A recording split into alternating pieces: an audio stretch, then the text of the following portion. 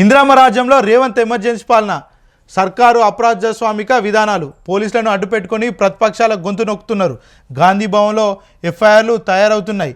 ప్రజాపాలన కాదు రాక్షస పాలన, సైకోలో వ్యవహరిస్తున్న రేవంత్ రెడ్డి గచ్చిబౌలి పోలీస్ స్టేషన్ వద్ద మీడియాతో అరెస్ట్.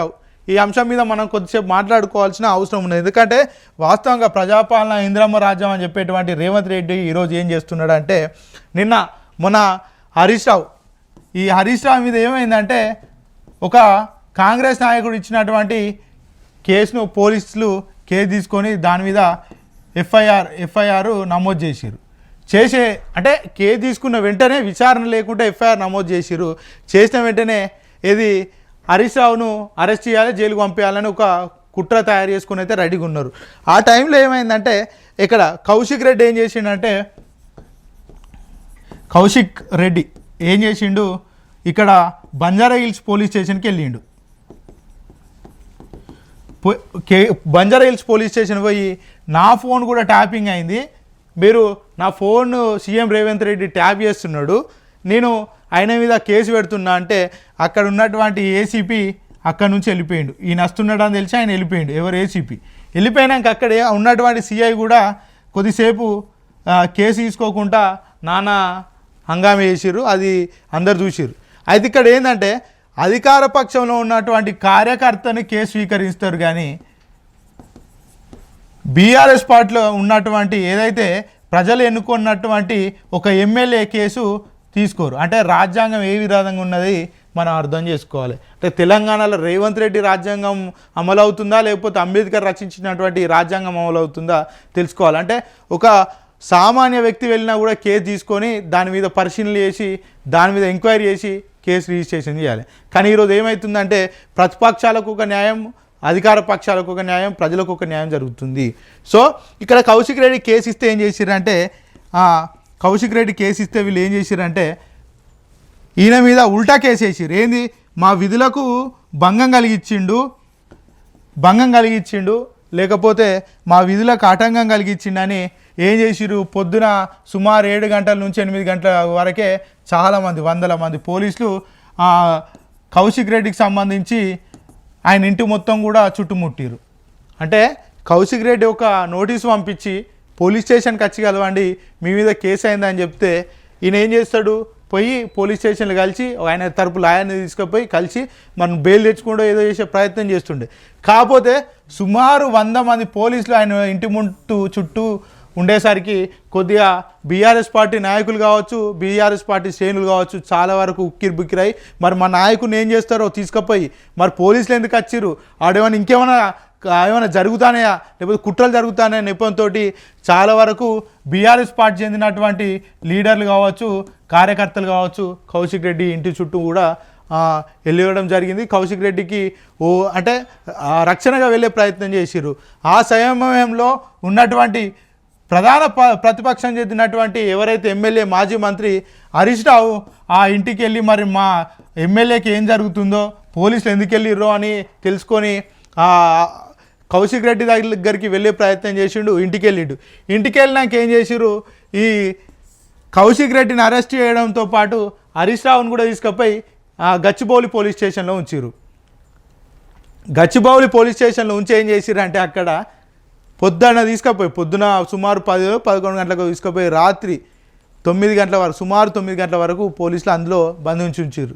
అంటే ఒక ఎమ్మెల్యేకు, ఒక ప్రజలు ఎన్నుకున్న సుమారు 3 నుంచి 4 లక్షల మంది ఎన్నుకున్నటువంటి ఎమ్మెల్యేలకు ఈరోజు ప్రభుత్వం ఎలాంటి రక్షణ కల్పిస్తుంది, ప్రభుత్వం ఎట్లా వ్యవహరిస్తున్నది వాళ్ళ మీద. అంటే రాజ్యాంగం తెలంగాణలో అమలు అవుతలేవా? అక్కడ రాహుల్ గాంధీ రాజ్యాంగాన్ని చేతిలో పట్టుకొని పరిరక్షిస్తూ అంటాడు. మొన్న ఓ సభకు రానియకపోతే చాలా రకంగా అలా హంగామా చేశారు. మరి ఇక్కడ ఏడవైంది రేవంత్ రెడ్డి రాజ్యాంగం ఏడవైంది. సో ఇక్కడ ఇంకొకటి విషయం ఏంటంటే, ఇక్కడ ఉన్నటువంటి ఏదైతే హరీష్ రావుకు సంబంధించిన అభిమానులు కూడా మరి మా నాయకునికి ఏం జరిగిందో అని అక్కడ వెళ్తున్న సందర్భంలో కొంతమంది కార్యకర్తలను చాలా దారుణమైన పరిస్థితుల్లో, మేము అక్కడే ఉన్నాం, చాలా దారుణమైన పరిస్థితుల్లో వాళ్ళను ఎట్లా ఇగ్గుకపోయారు అంటే, ఇక వాళ్ళను ఒక గజ దొంగలాగా ఇకపై వేలపడేసారు. మహిళలను చూడకుండా కనీసం ప్రజాప్రతినిధులను చూడకుండా వాళ్ళు ఏం స్లోగన్స్ ఇవ్వకుండా, అంటే కొంతమంది స్లోగన్స్ ఇచ్చారు అది వేరే విషయం, కానీ అక్కడ కామన్గా ఒక నిల్చున్న వ్యక్తులను కూడా ఉరికించుకుంటూ అరెస్ట్ చేసి తీసుకెళ్ళి షామీర్పేట పోలీస్ స్టేషన్లో కొద్దిసేపు ఉంచి మళ్ళీ కొద్ది రాత్రి అయిన తర్వాత వాళ్ళని పంపించారు. అంటే ప్రభుత్వం ఏ విధంగా వివరిస్తున్నది, ప్రజల పట్ల ప్రతినిధుల పట్ల ఏ విధంగా వివరిస్తున్నది అర్థమవుతుంది.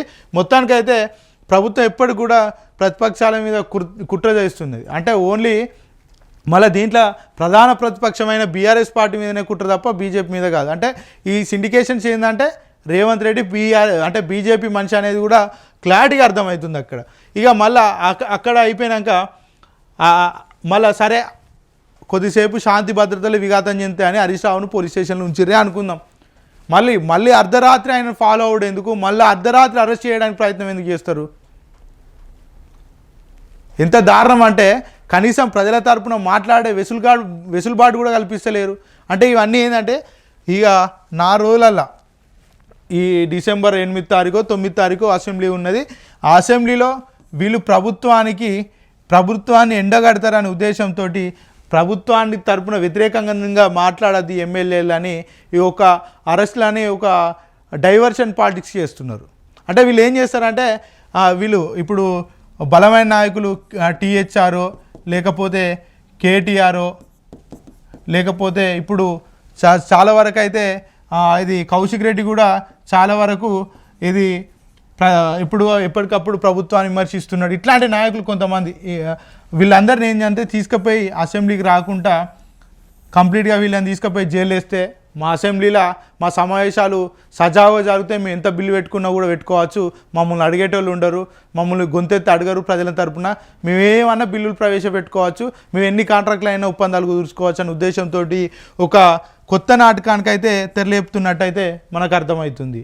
కేవలం ఏదైతే అసెంబ్లీ సమావేశాలకు రాకుండా అడ్డం పడే కుట్రలే తప్ప వేరే ఏం కాదు. ఇవన్నీ ఆక్రమణ కేసులుగానే అర్థమవుతుంది.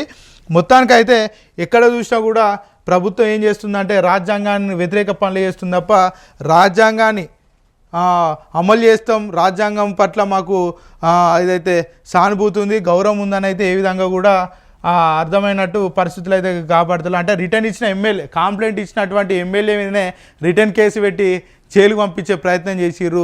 అర్ధరాత్రి మెజిస్ట్రేట్ ముందట హాజరుపరిస్తే మెజిస్ట్రేట్ కూడా వాస్తవంగా న్యాయం వీళ్ళ వైపే ఉన్నది కాబట్టి అని కౌశిక్ రెడ్డిని బెయిల్ ఇచ్చి పంపించడం జరిగింది. అంటే పూర్తి మొత్తంలో చూడవచ్చు తెలంగాణలో ఎక్కడ కూడా ఖచ్చితంగా రాజ్యాంగం అమలు అవ్వటం లేదు. కేవలం రేవంత్ రెడ్డికి సంబంధించి రాజ్యాంగమే ఇక్కడ అమలు చేస్తున్నారు తప్ప వేరేం లేదు. కనీసం కాంగ్రెస్ సంబంధించిన కార్యకర్తలు వాళ్ళు మాట్లాడే పరిస్థితి కూడా లేదని అయితే మనకు ఇక్కడ క్లారిటీగా అర్థమవుతున్న పరిస్థితి.